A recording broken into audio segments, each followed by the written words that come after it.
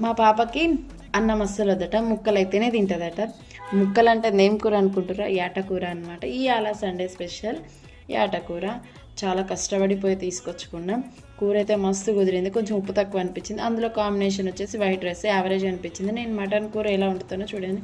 ఒక 3 సార్లు అయితే మటన్ మంచిగా వాష్ చేసుకొని పక్కన కళాయిలో ఆయిల్ పోసుకొని ఆనియన్స్ పచ్చిమిర్చి వేసుకున్న. ఆనియన్స్ ఎక్కువ కోసిన బగారా వేద్దామని, కానీ చేయలేదు. ఆనియన్స్ పచ్చిమిర్చి మంచిగా మగ్గినాక ఆ మటన్ వేసేసి ఒక 20 నిమిషాలు అయితే ఉడికించుకున్నాను అనమాట. నేను ఎట్లాంటి మసాలాలు యాడ్ చేయలేదు, కొంచెం గ్యాస్ ఫామ్ ఉంది పాప తింటుంది అనేసి.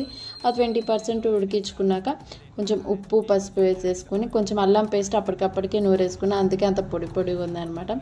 దీని తర్వాత మళ్ళీ ఒక 30% ఉడికించుకొని కారం వేసుకోవాలన్నమాట. పాప తింటుంది కాబట్టి కారం అయితే నేను చాలా తక్కువ వేసేసుకుంటా. నిజంగా కూర అయితే వేరే లెవెల్ అనమాట. కారం వేసుకున్నాక మిగతా 8% ఉడికించుకున్నాక పచ్చి ధనియాల పొడి కొత్తిమీర వేసుకుంటే మటన్ కర్రీ రెడీ.